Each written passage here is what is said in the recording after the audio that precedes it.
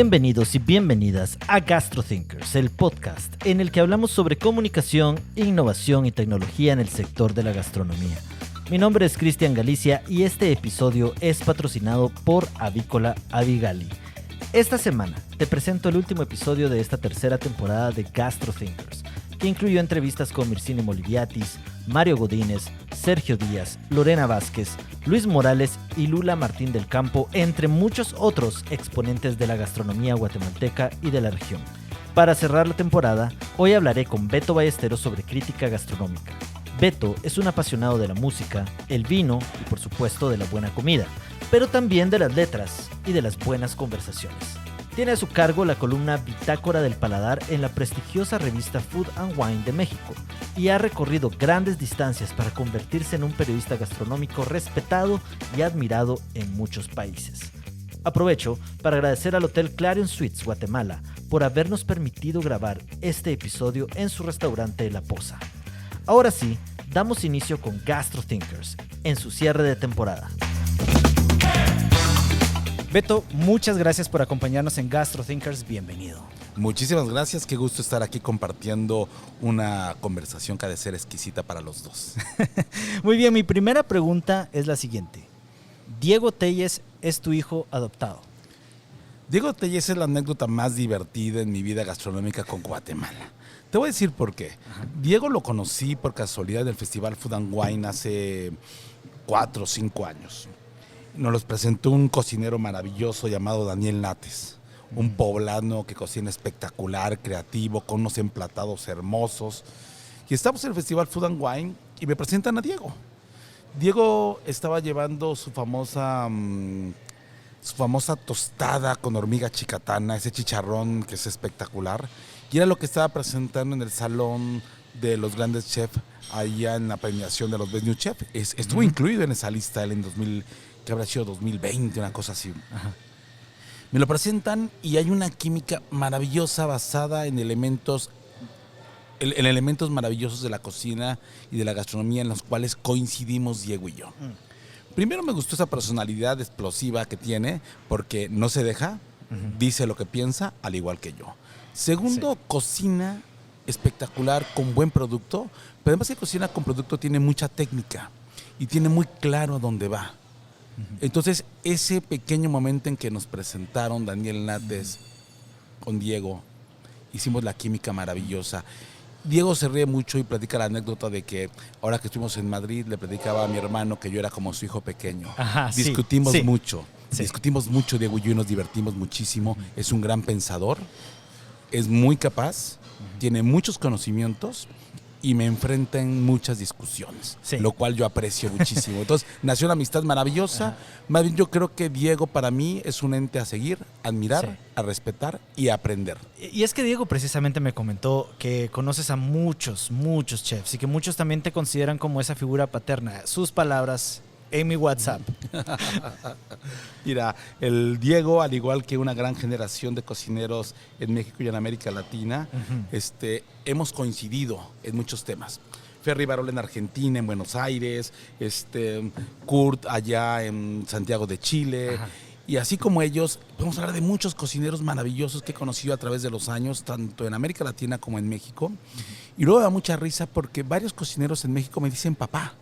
Y me dicen papá porque les jalo las orejas, les corrijo o les enmendo la plana, como decimos en México, pero también siembro en ellos ideas, inquietudes y generamos pequeños debates donde en ocasiones diferimos, en ocasiones coincidimos, pero siempre me gusta levantar esa pequeña semilla de conocimiento, de inquietud, y me gusta ver cómo la expresan. Esto que dice Diego lo dicen varios cocineros y la verdad es un bello halago. Sin embargo, yo más que ser el padre de ellos, a veces me considero el Pepe Grillo. La conciencia esa que siempre está arriba del hombro, jalándoles la oreja y diciéndole, cuidado, observa, procura. Y eso de alguna manera se compensa con respeto y cariño, que a final de cuentas creo que para mí esa es la situación más gratificante dentro de la gastronomía, que haya cariño por parte de los cocineros a una persona que piensa y que ve un poquito más allá de lo que otros ven. Y también que ves las cosas desde fuera, porque precisamente más adelante vamos a hablar sobre tu relación con Guatemala, pero es eso, cómo nos ven desde afuera. Uno está siempre en el día a día, y supongo que en el caso de los chefs es así. O sea, estás atendiendo clientes, estás construyendo menús y de repente puede llegar alguien como tú y decirles algunos consejos que puedan beneficiarles. Mira, más que consejos, yo creo que lo ves desde fuera y bien lo dices. Ortega y Gasset, un gran pensador, tiene una frase que me fascina. Dice él, las lejanías nos ayudan a entender mejor las cercanías. Muchas veces los cocineros en el día a día van perdiendo la visión a donde tienen que ir. Yo he conocido cocineros que en su pasado fueron realmente humildes, sencillos. Y hoy son mentes complicadas. Incluso se complican entre ellos mismos y luego cuestan trabajo a ellos mismos entenderse. Pero así nos pasa a todos. Yo he tenido tiempos de debilidad emocional, donde a veces me creo cosas que no soy. Y si a mí me ha pasado, creo que también le pasa a los cocineros. Entonces, cuando llegas desde fuera, y lo ves desde fuera, y lo vives desde fuera, alcanzas a comprender que la pausa breve es la herramienta más importante para hacer la introspección y valorarte en el medio gastronómico. Entonces, esa pausa es la que siempre procuro compartirles para que la hagan, y mis ojos que vienen desde fuera y mi paladar que de alguna manera ha pasado por muchas cocinas y mis oídos que han escuchado de muchos cocineros y mis ojos que han leído muchos textos, les acerco un poquito todo eso recolectado, todo eso recogido para poder compartir con ellos y decirles lo que pienso, y si lo toman bien, y si no lo toman, también muy bien. Bueno, ahora sí, hablemos de Guatemala. El lunes que tuvimos la oportunidad de cenar, me di cuenta que esta no es la primera vez que estás acá, que tienes una relación muy extensa con muchos chefs, que tienes un conocimiento bastante amplio de nosotros. Mi pregunta es, ¿cómo es tu relación con nuestro país y cuál es la razón por la cual viajas continuamente aquí? Un paladar me trajo aquí. Eso fue lo que provocó. Un paladar.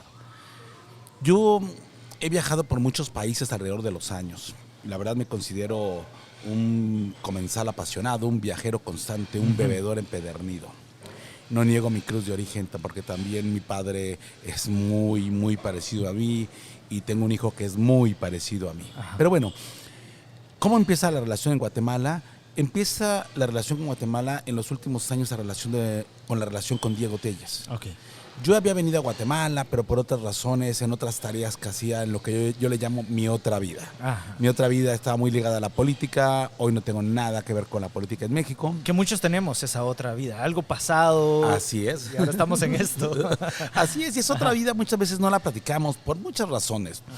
Yo, cuando me dediqué ya al tema de la gastronomía, empecé a darme cuenta que el paladar te hace viajar, pero también te hacen viajar los amigos.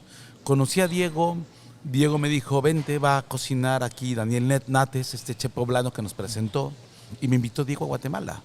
Llegamos y bueno, qué maravilla de cocina encontré en Guatemala. Fuimos al mercado, cosa que muchos cocineros guatemaltecos no hacen, y si lo hacen con más cámaras fotográficas que con ganas de ir al mercado. Ajá. Y fuimos al mercado y me presentó a la señora Mela, gran cocinera, en su puesto ahí, todos de pie, conversando con ella, y empezamos a comer. De nombres no me preguntes tanto porque todavía me falta mucho aprender y no quisiera errar en nombres de platos, pero comimos ahí 2 o 3 bocadillos con ella y me impresionó la sencillez de su cocina y la cercanía de su cocina con mi México. Después de ahí fuimos con Rosita Pú, que es una gran cocinera, muy interesante lo que ella hace. Después, obviamente... Es un pequeño lugarcito, bien chiquito, pero muy interesante también. Demasiado chiquito, pero muy buena cocina. Y mira lo que es la vida. A Mircini Molobatis, yo tengo muchos años de conocerla. Y nos veíamos en festivales, en encuentros, siempre con esa energía, ese diálogo maravilloso entre 2 amigos. Pero no había tenido la oportunidad de probar la cocina de Mircini. Bueno, sí la había probado en algunas cenas en las que ella participaba en eventos latinoamericanos. Pero llegando aquí, Diego me volvió a acercar con ella y bueno, volverla a ver, volver a respirar su magia, su fuerza, su intensidad y su conocimiento. Y hacer de eso una gran experiencia, bueno, me hice de los 2 mejores cómplices para descubrir Guatemala. Tiempo después, Mircini y Diego me fueron acercando a más cocineros y no me acercaban con ellos con el interés de ir a hacer el Pepe Grillo ni tampoco de hacer negocio, nada, solamente para comer, para comer. Y así conocí a Mario Godínez. Sí. Qué personaje, Mario. O sea, me encanta cómo es. Es tan auténtico. Es tan auténtico, pero aparte es un hombre difícil de abrazar. Y digo difícil de abrazar porque yo soy mucho de afectos, yo soy mucho de contacto. Entonces siempre que presentan a un cocinero yo siento que es muy cercano a mí. Ajá. Y Mario te saluda de abrazo, pero aún con cierta timidez. A diferencia de Peter Meng, que con su seriedad que a veces suele tener, es un personaje bien agradable. Incluso cuando he ido a México, Peter Meng, nos hemos sentado, conversado, hemos comido, reído, platicado, bebido. Y así empiezan a presentarme a diferentes cocineros. Y voy conociendo a cocineros de todos colores y sabores. Estuvimos en Sublime la primera vez que llegué. La verdad, me recibieron con las manos abiertas. Tuvimos una muy buena plática el chino y yo. Pero así como ellos, fui conociendo más gente. Fuimos yendo a más restaurantes. Y por alguna razón, Diego me invitaba cada vez que invitaba a un cocinero a preparar platos aquí. Yo escribo en México en Food and Wine, tengo una pequeña columna ahí. Ajá. Y entonces yo empezaba a reportar esos viajes en Food and Wine. Anteriormente también lo hacía en GastroLab del Heraldo. Y me encantaba ver cómo la gente, cuando les escribía algo de Guatemala, la gente volteaba a verlo con mucha emoción. Es decir, es una cocina que despierta emociones. Sí. Ya hay cocineros que despiertan pasiones. Hay cocineras que realmente inquietan a uno con lo que hacen. Y creo que Guatemala es una gran ventana de conocimiento gastronómico. Tan solo ver los capítulos de Mircina en la televisión, escucharla hablar, ver los platos de Diego y entender el significado, ver lo que pasa en el mercado, ver lo que pasa en Antigua, ver lo que pasa con Don Max, ese viejo maravilloso al que me llevó Diego a conocer, que hace la sal negra. O sea, hay mucho que conocer. Así conocí a Marcos, otro chef que está allá en Villa Boquem, y así fui conociendo más gente. Sí. Y créeme, cada vez que regreso a Guatemala conozco más gente, me enamoro más de Guatemala, pero entiendo una cosa que creo que los guatemaltecos tienen que aprender y entender. La apuesta por nosotros mismos. Sí. Yo cuando llego aquí y platicas en privado con todos los cocineros, todo el mundo te habla maravillas de la cocina guatemalteca y de su orgullo. Sí. Pero apenas salen del cuarto en el que platicamos y voltean a ver a otras latitudes. Y bueno, de ahí mi diferencia con una frase que utilizan muchos ustedes aquí, ¿no? Centroamérica unida. Yo diría más bien Guatemala con fuerza, ¿no? Creo que hay que ser más duros en eso. Sí, y Beto, vamos a hablar de eso, pero ahorita quiero mencionar varias cosas. Primero, a quienes nos están escuchando por primera ocasión, muchos de estas personas que mencionaste, grandes chefs, ya están en este podcast en GastroThinkers, así que los invito a que vean, hagan scroll en la pantalla y busquen las historias de todos los que mencionó acá Beto. Segundo, mencionaste la revista Food and Wine, mencionaste El Heraldo, y precisamente quería hablar sobre el periodismo y la crítica gastronómica, una profesión que me atrevería a decir es extremadamente escasa en mi país. Con eso en mente, me gustaría empezar por conocer un poco más de vos y tu profesión. ¿Cómo te iniciaste en el mundo de la crítica y el periodismo gastronómico? Siempre digo, y creo que ya es la palabra que más utilizo, todos somos críticos gastronómicos. Había un programa de televisión en el que participaba en Grupo Imagen y me hicieron una entrevista que salió al aire y que de alguna manera con eso anunciaban el programa. Y yo decía, es que todos somos críticos gastronómicos. ¿Por qué? Porque al momento que llega un plato, lo primero que haces es decir, ¿me gustó o no me gustó cuando lo viste? Sí. Y cuando lo probaste, siempre decimos, ¿está bueno o no? Le falta sal, le falta un toque de... Entonces, todos en la mesa nos volvemos críticos gastronómicos. Bueno, mi pobre madre, a quien amo, siempre le juzgaba los platos. Es más, tengo unas tías que cocinan muy rico y otras tías que cocinan muy mal y siempre le jugaba los platos. Entonces, todos acabamos siendo críticos gastronómicos en todos nuestros momentos de vida. Pero bueno, una cosa es el crítico de mesa, yo le llamo el crítico de capilla, que no se atreve a salir de su pequeño recinto a decir más cosas, y cuando lo hace, una de dos, o se equivoca por hablar en voz alta y con desconocimiento, o acierta y hace algo que ayude a la gastronomía.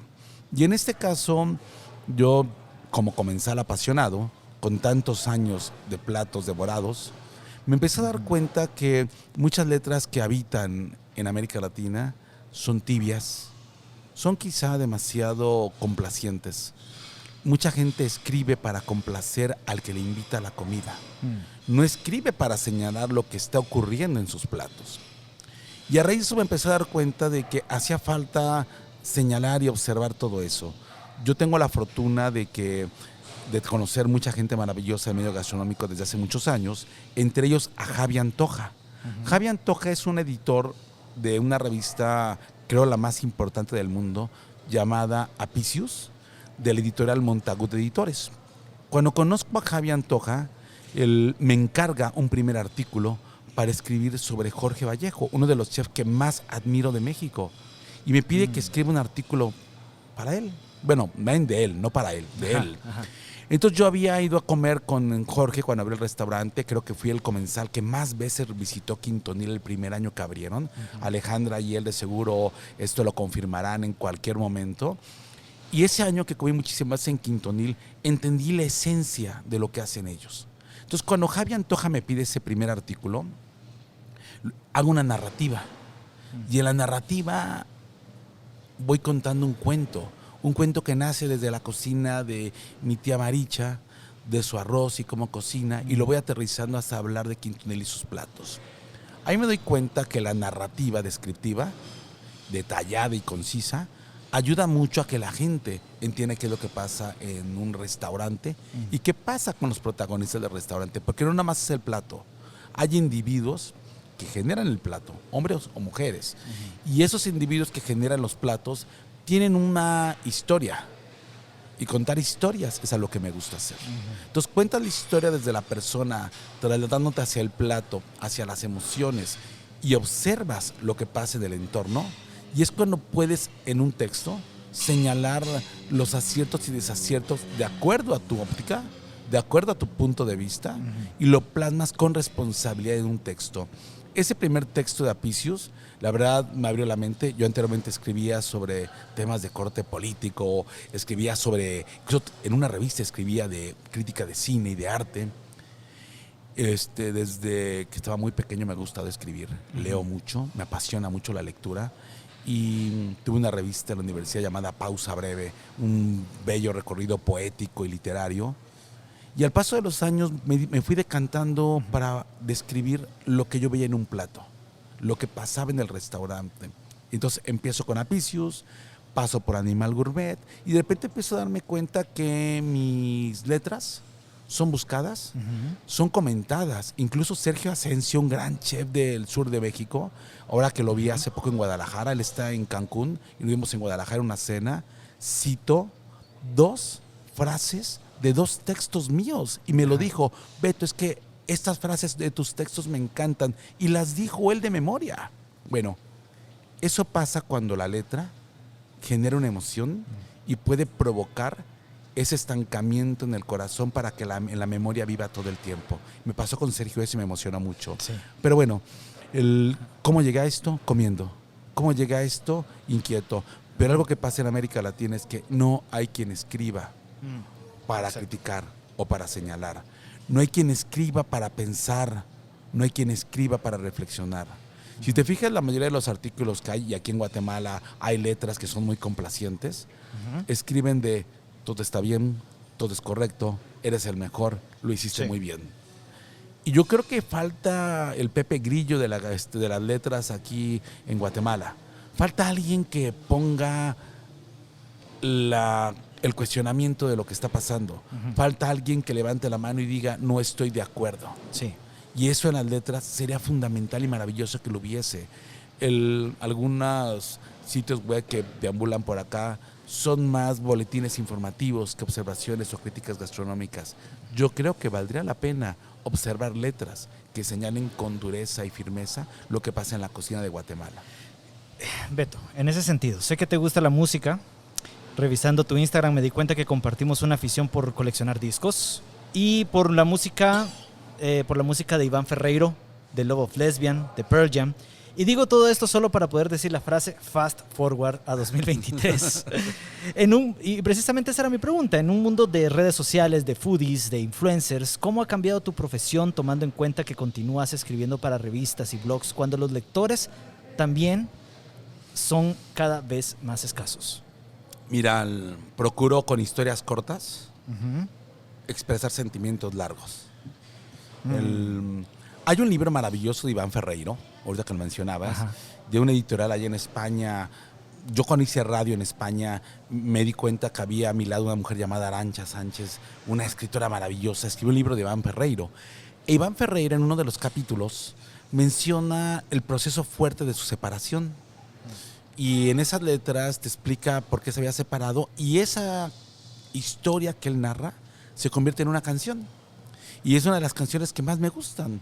Entonces, cuando lees el libro y entiendes eso, te das cuenta que va muy de la mano la música, la literatura, las letras en general, con lo que pasa en la gastronomía. Entonces, las narrativas te ayudan a entender mejor lo que está pasando en la gastronomía, y yo creo que en esta parte la música ha sido mi compañero para escribir, para pensar, para reflexionar. Sí. Incluso, no lo niego, en ocasiones, cuando estoy escuchando una canción, muchas veces se me pega alguna frase. Tengo que borrarla después porque no me gustaría caer en algunos errores como en los que cayó Bunbury, que escribía sus canciones basándose en algunos poemas de algunos poetas del siglo pasado, pero procuro mucho escuchar música, leer y escribir para poder hacer los textos más digeribles, textos cortos. Mis historias en Instagram, si las llegan a revisar, son fotos sencillas. Casi la mayoría de mis historias, no los posts, las historias tienen música. Utilizo mucho la música de Fito Páez. Okay. Me gusta mucho la instrumentación de Fito Páez. Sí. Utilizo mucho Lobo Lesbian. Tiene del álbum El Volcán. Tiene unas cosas preciosas. Me gusta mucho utilizar canciones de Iván Ferreiro. Utilizo mucha música donde el inicio te da cierta paz. No compito con las redes sociales, aunque las amigas de mi hija dicen, tu papá es el influencer. No, no soy influencer, sí. No puedo ser influencer. Yo creo que, y vamos, cuesta trabajo hacer esta aseveración y sí que algunos me van a aventar piedras, pero no puede ser influencer alguien que sabe leer y escribir. El influencer muchas veces goza de mucho desconocimiento y dice las cosas conforme se emociona, no conforme estudia. Y en ese caso creo que yo con mucha responsabilidad cuando señalo algo sobre un plato, lo hago porque entiendo de cocciones, de sabores, de técnica, porque leí 3 textos antes en una revista gastronómica, en un libro gastronómico que me dieron fundamento para poder observar, señalar lo que está pasando en ese plato. Entonces yo creo que también hay que ser responsables. Un crítico gastronómico o un narrador gastronómico, como me considero yo, tiene que tener conocimientos, tiene que tener lecturas. José Carlos Capel, un gran crítico gastronómico español, dice, hay que tener una mochila con muchos kilómetros en la espalda. Ayer Mircini también lo mencionaba, sí. Tantos días, tantos años viajando por Guatemala y tantos kilómetros le dieron conocimiento. Y creo que es lo que nos hace falta a todos. Mira, en este momento quiero enviar un saludo a Cris, que no nos ha podido acompañar hoy. Es productora de este podcast y en varias ocasiones me ha mencionado su inquietud de querer también escribir, ser un poco crítica, periodismo gastronómico. Sin embargo, hemos hablado sobre este tema y a veces sentimos que en Guatemala, que es un lugar pequeño, podríamos llegar a cerrarnos puertas si somos muy críticos. Y eso es a veces algo que pasa, lo he notado con los influencers o foodies, que a veces me dicen, fui a comer a un lugar pero no subo contenido porque no me gustó y no quiero tener represalias. ¿Qué opinas de esto? El temor es lo que inhibe el crecimiento. El temor a expresar lo que conocemos y lo que sabemos llega a inhibir. Un día un cocinero me dice, ¿cómo vas a criticarme si ni siquiera estudiaste gastronomía? Y yo le contesté, te voy a criticar porque yo he comido 50,000 veces más que tú. Y le digo, tú no sales de tus 2 restaurantes, vives en tu cocina. Lo que estudiaste y lo que leíste y a quien admiras se quedó en la memoria, se quedó en el pasado. Yo todos los días salgo a comer, pago mis cuentas. No niego que en ocasiones muchos amigos muy queridos de la gastronomía tienen cortesías. Sí. Sin embargo, hay que saber diferenciar cuándo vas a escribir. Yo, quien me da una cortesía, no escribo de él, en ese momento. Pero hay muchas cortesías muy amables, desde un vaso de agua, un apapacho o el postre al final, y ahí sí escribes. Implica una responsabilidad. Yo creo que el temor que tienen algunos de hacer crítica gastronómica va ligado a 2 cosas. 1, nadie te puede negar la entrada a su restaurante. Si vas a pagar, pagas la cuenta y disfruta lo que estás comiendo. Y si no te gustó y quieres escribirlo y tienes esa facultad para sacar un blog o escribir en un medio, hazlo, pero siempre responsable. Nunca es personal esto. Una diferencia de un plato no es una diferencia personal. Una distancia emocional con el cocinero no es una distancia con su sazón o el plato. Yo hay muchos cocineros a los que quiero y admiro mucho. Hay cocineros que me caen muy mal. Y reconozco que tienen buena música. Yo siempre pensando en la música. Sí. Buenos platos. Ajá. Entonces, yo creo que hay que aprender a diferenciar eso. Y yo le diría a ella, escribe, publica, pero estudia, documéntate, ponte al día. Dale lectura a blogs maravillosos como Siete Caníbales, échale un ojo a Food and Wine, échale un ojo a Gastrolab, ve Menú del Universal. Hay tantos periódicos y tantas revistas que observar. Hay muy buenos artículos luego en el periódico El País. O sea, hay muchas cosas para leer. Sí. Entonces, hay libros que hay que recomendar, hay lecturas que hay que hacer. Entonces, todo eso es importantísimo para todos. Entonces, si ella estudia, lee, come, viaja y aprende, puede en cualquier momento empezar a escribir su columna. ¿Y se van a cerrar puertas? Claro que sí, porque a la gente no le gusta que le digas lo que tú piensas de ellos. Todos queremos vivir en una vida de halagos. Es más, yo ahorita que estoy hablando aquí contigo, seguro algunas personas que están escuchando se van a sorprender y van a decir, es que luego cuesta mucho trabajo, Beto, es que a veces es tan duro. Ajá. Y no es que sea duro, simplemente tengo la libertad, por cubrir mis cuentas, de decir lo que pienso. Pareciera que tu vida, tu trabajo es el sueño de muchos, el viajar, el comer. Y mi pregunta ¿es tan bueno como piensan? Mira, yo vivo de otras cosas. O sea, si viviera de esto, créeme que mi obesidad sería mórbida y los pesos no me alcanzarían para estar jugando con esto, ¿no? Yo tengo una consultoría, asesoro cocineros, asesoro restaurantes, hago asesorías haciendo storytelling, hago mercadotecnia. Y muchas de esas cosas que hago son las que me dan el recurso económico para poder disfrutar esto. Yo tengo una máxima. Yo trabajo de 6 de la mañana a 3 de la tarde. Después de las 3 de la tarde me dedico a comer, a observar, a disfrutar, a gozar. Y eso es lo que me va dando el conocimiento más grande. Viajes como esto. Ahorita llevo 15 días fuera de casa. 15 días fuera de casa comiendo, bebiendo y aprendiendo. Y el negocio sigue funcionando. No descuido ningún negocio de los que tengo. Soy muy obsesivo y muy cuidadoso en eso. Tengo un equipo maravilloso que me respalda. Y la verdad, la disciplina es la madre de todas las fortunas. Entonces, soy disciplinado, tengo técnica, tengo método y eso me funciona para poder estar aquí contigo platicando y al rato comiendo, etcétera, etcétera. Sí. ¿Cuáles consideras que son los aportes de la crítica periodística en el sector gastronómico y cultural de un país? Creo que la crítica fortalece, abre mentes, pero además que fortalece y abrir mentes, también obliga a los cocineros a replantearse. El replantearse, repensarse, reencontrarse, rebuscarse. El es la parte más importante en todo lo que hagamos. Un cocinero que no se cuestiona sus platos es un cocinero que se duerme y muere en el olvido. Un cocinero que no se replantea su cocina, su servicio, es un cocinero que se va al olvido. ¿Cuántos cocineros maravillosos hemos visto hacer el mismo plato durante más de 15 años? Y aún piensan que son gloriosos. Hay que replantearse, hay que repensarse, hay que reinventarse. Creo que si hay crítica gastronómica y hay letras que los hagan reflexionar, y hay podcasts como esos que tengan señalamientos, y hay manos que aplauden y manos que abuchen. Ahora sí con dedito arriba, dedito abajo. Entonces va a pasar que los cocineros van a replantearse y a repensarse. Es muy válido, es muy sano para la gastronomía. Yo he probado platos maravillosos aquí en Guatemala y platos que de repente digo, Dios mío, díganle algo al chef. Y luego cuando se lo dice se siente un poco. Pero ¿sabes qué? Luego los ves a mi siguiente viaje, a mi siguiente visita y te abrazan con fuerza. Y la verdad, se vuelven afectivos. Y es más, ha habido luego cocineros que hablan mal de mí. Y cuando lo hacen, se me olvida rápido y llego y los vuelvo a abrazar. Porque al final de cuentas, no puedes estar en un pleito eterno con quien disiente contigo. Yo hay cosas en las que disiento mucho en la gastronomía latinoamericana y lo he dicho abiertamente. Ya hay gente con la que disiento en muchos temas. Pero ¿sabes qué? El disentir en su profesión, en su plato, no quiere que disienta del corazón y el afecto que les tengo. Hay que saber diferenciar el plato que no me gustó con la persona que me agrada. Eso es fundamental. Sí. Muy bien, Beto. Vamos a hacer una pequeña pausa y regresamos con unos temas que sé que estás ansioso por discutir. Así que en un momento regresamos.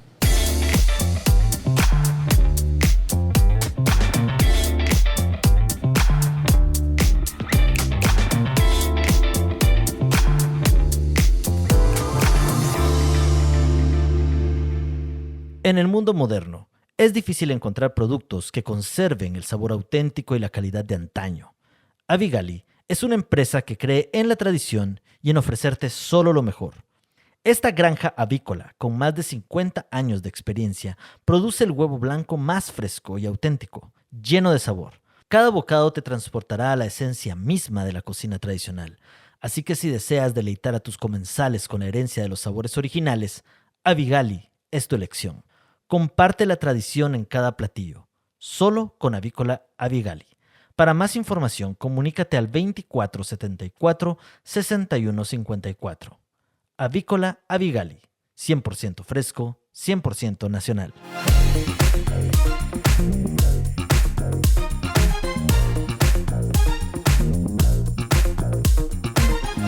Beto, regresemos al tema de tus viajes a Guatemala. En esta ocasión te invitaron a participar en el Guatemala Food Festival 2023. Diste la charla La gastronomía como alma de un país.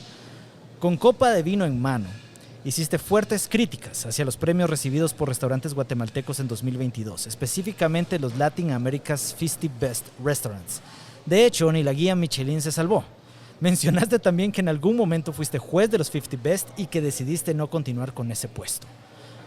Hablemos de esto. ¿Por qué consideras que este tipo de premios y reconocimientos no son beneficiosos para el país?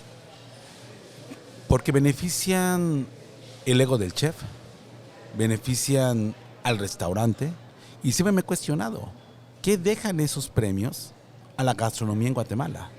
Si observamos, hace un año fue el momento cumbre y glorioso de la gastronomía guatemalteca y nada ha cambiado en positivo. Lo que se han hecho grupos. Es muy clara la división que hay aquí en Guatemala. Hay cocineros que se saludan pero no se quieren. Hay cocineros que hacen todo juntos y que no invitan a los demás. Y eso está pasando. ¿Por qué? Porque de repente algunos se creyeron poseedores del conocimiento y se creyeron poseedores de la única verdad y de la razón.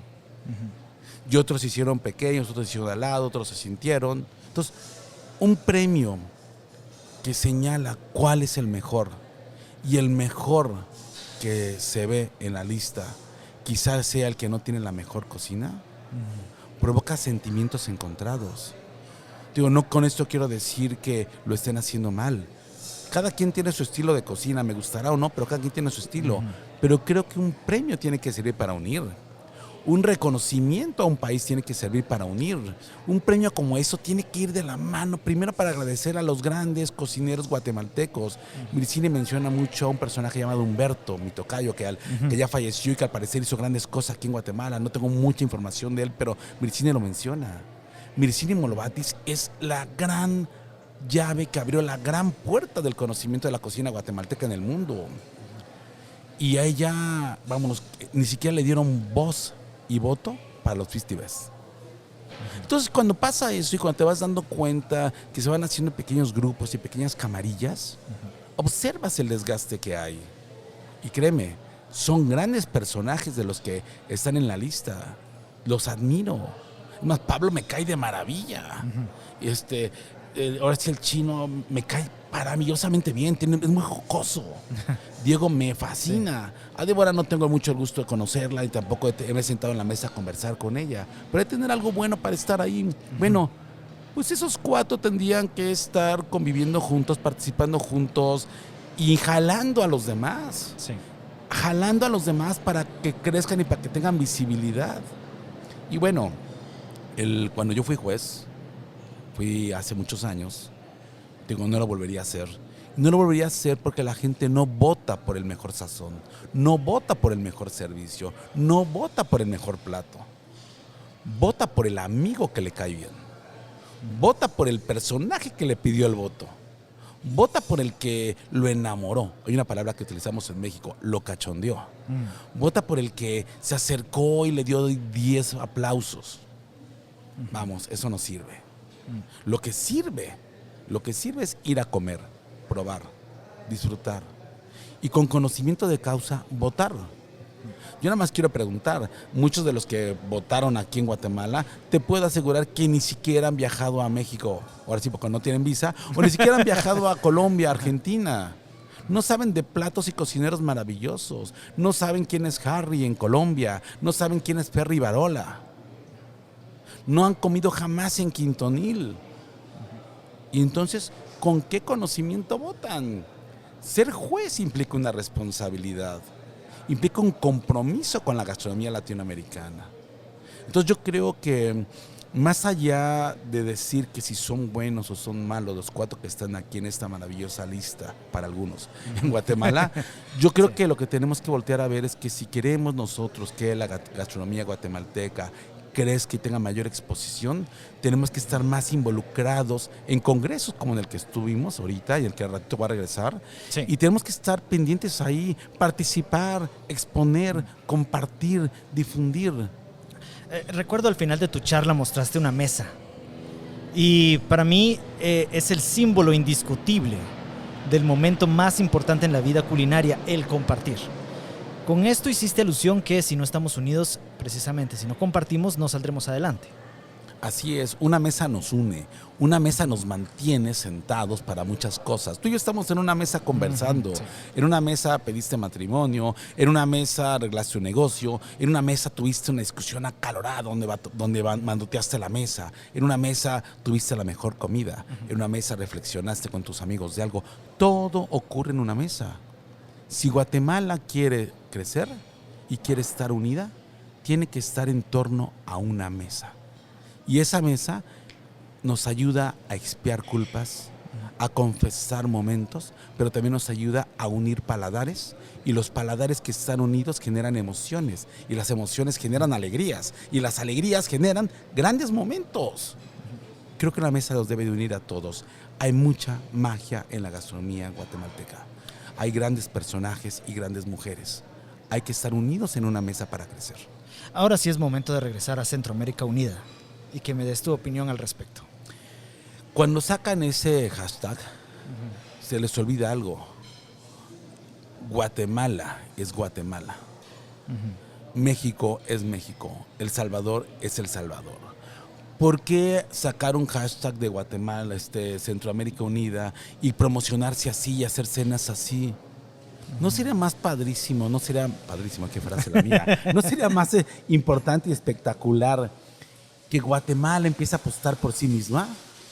Que Guatemala, con la magia que tiene de productos de gastronomía, empiece a creerse lo que es y empiece a buscarse ella misma un futuro, ya que tiene un gran pasado y un gran presente, empieza a buscarse un futuro para crecer. Creo que es algo que tenemos que empezar a buscar todos y tenemos que empezar a procurar que eso ocurra. Yo por eso creo que ese eslogan de Centroamérica Unida es como si habláramos de América Latina Unida, o sea, ok, el sueño bolivariano transmitido a Centroamérica. Vamos, apuesten por ustedes mismos, tienen una gran cocina, tienen grandes referentes, tienen grandes cocineros. Creo que deben de dejar de pensar en colectivo centroamericano y empezar a pensar como país con la fortaleza que tienen.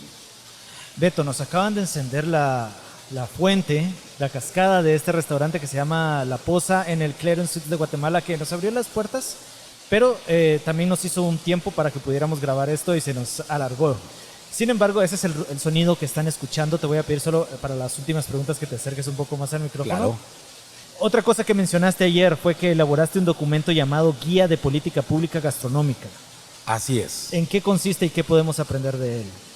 Es un documento que es un poquito extenso. Yo en mis actividades de consultor asesoré al gobierno de Nuevo León en México en un corto periodo y siempre he tenido la inquietud de generar acciones de política pública donde no solamente involucre a los cocineros, sino involucre temas fiscales, temas legales, temas constitucionales, etcétera, etcétera. En esa pequeña guía que elaboré hace algunos años y que compartí con el gobierno de Nuevo León, que compartí en su momento con el Ayuntamiento de Querétaro y con otros lugares, lo que estaba buscando y lo que estoy buscando es que voltemos a ver que el crecimiento gastronómico de un país tiene que tener un andamiaje jurídico y fiscal para que el país pueda exponerlo de mejor manera su gastronomía. No podemos hablar de gastronomía si no estamos protegiendo los cultivos y los productos endémicos. No podemos hablar de gastronomía si de repente desaparecen maíces o especies de frijoles en nuestro país. Entonces, hay que hacer un trabajo colectivo para todo eso. Y en eso consiste ese documento.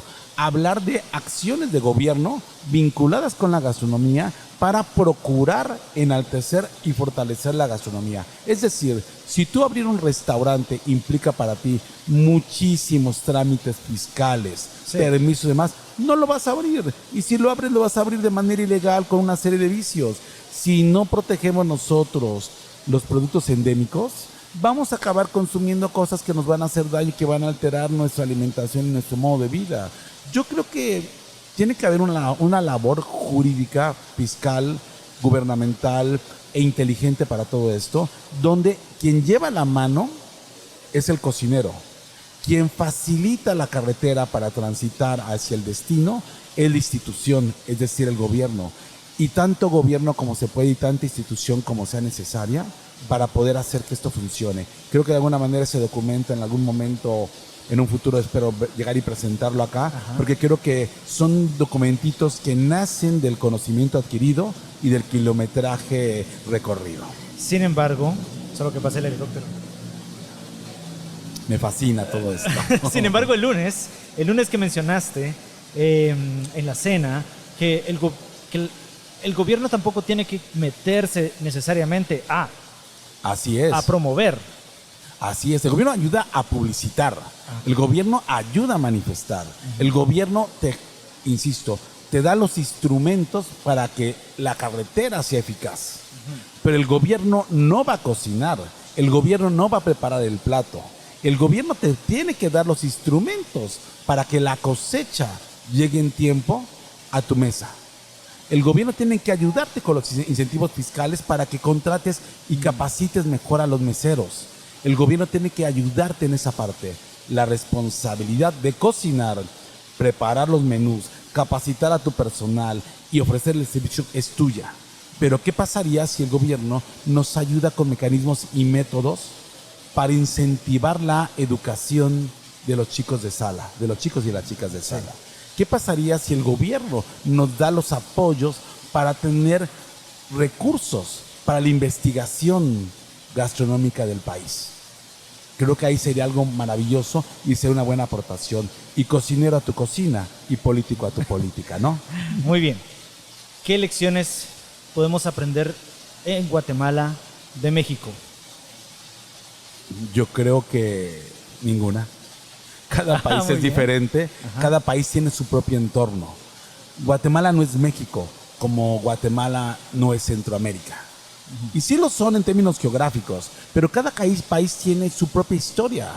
La maravillosa voz de Mircini Molobatis me suena en este momento otra vez en la cabeza, recordando todo el conocimiento adquirido que tienen. Sí. Tienen mucha historia, tienen mucha raíz, tienen mucha tradición, tienen mucho conocimiento, tienen muchos platos, tienen mucha inteligencia, tienen mucha pasión, tienen muchas manos que cocinan. Yo creo que lo que debe de hacer Guatemala es voltearse a ver a sí mismo, apostar por ustedes mismos, y entonces cuando ocurra eso, la gastronomía va a florecer y va a ser más exitosa. Y es más, no hay premio que alcance a cubrir el paraguas de la satisfacción de un plato bien cocinado. Hay que cocinar rico, hay que comunicarlo rico, hay que hacer lo que estás haciendo. Pensamiento gastronómico con miras a la exposición para que la gente que está desde fuera pueda observar, hacerse un criterio y exigir más en la mesa. Por último, Beto, el primer día del festival donde ambos tuvimos charlas tuvo muy poca convocatoria. Una amiga que asistió me dijo pareciera que únicamente vinimos 3 personas que no somos chefs o trabajamos en esto. ¿A qué podemos atribuir este fenómeno y cuáles son, a tu consideración, las acciones que debemos tomar para que más personas se interesen por la gastronomía en Guatemala? Yo creo que para este tipo de festivales es muy importante convocar a los estudiantes de gastronomía, convocar a las universidades, hacer una alianza con ellos para que los chicos vengan a ese tipo de pláticas. Es la primera parte que yo observaría. La segunda, no todo mundo que come tiene un interés gastronómico. Hay quien come por satisfacer la necesidad fisiológica de alimentarse. Hay quien come para disfrutar. Hay quien come para presumir, y de esos hay muchísimos en las redes sociales. Hay quien come para emocionarse. Habemos pocos, pero aún lo seguimos haciendo. Sí. Entonces yo creo que hay que empezar a ver la gastronomía como lo que es. No todo mundo sabe quién es Enrique Olvera o quién es Diego Telles. No todo mundo sabe quién es Andoni. No todo mundo sabe quién fue Ferran Adrià. Bueno, quién es Ferran Adrià. Pero ¿sabes qué? Pero los pocos que sabemos quiénes son, lo podemos disfrutar y apreciar. No todo mundo tiene la obligación de ser gastrónomo. No todo mundo tiene la obligación o la oportunidad para ir a comer a un restaurante de alta cocina. Sí. Creo que hay que empezar a dimensionar la gastronomía como lo que es.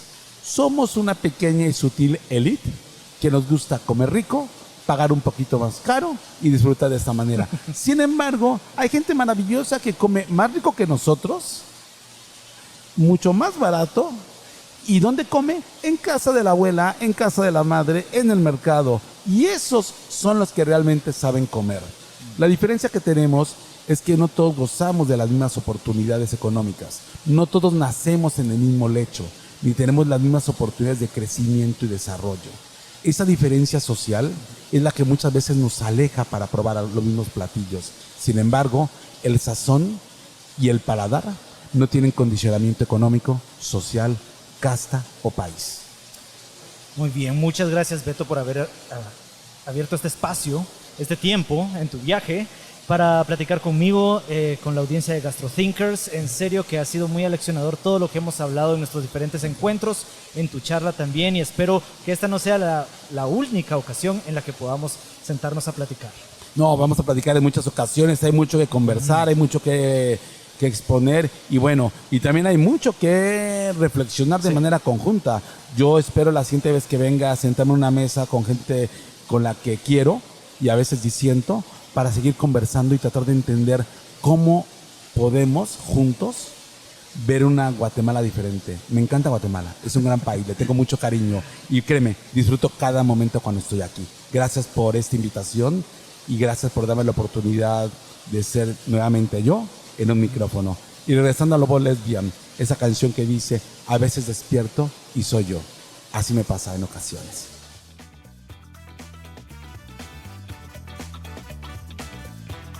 GastroThinkers es patrocinado por Avícola Vigali. Huevos 100% fresco, 100% nacional. Este episodio fue grabado en el restaurante La Poza, ubicado en el Hotel Clarion Suites, en la zona 10 de la ciudad de Guatemala. Contó con la participación de Beto Ballesteros, bajo la producción de Cristian Galicia y Cris Reyes. Síguenos en Instagram como GastroThinkers.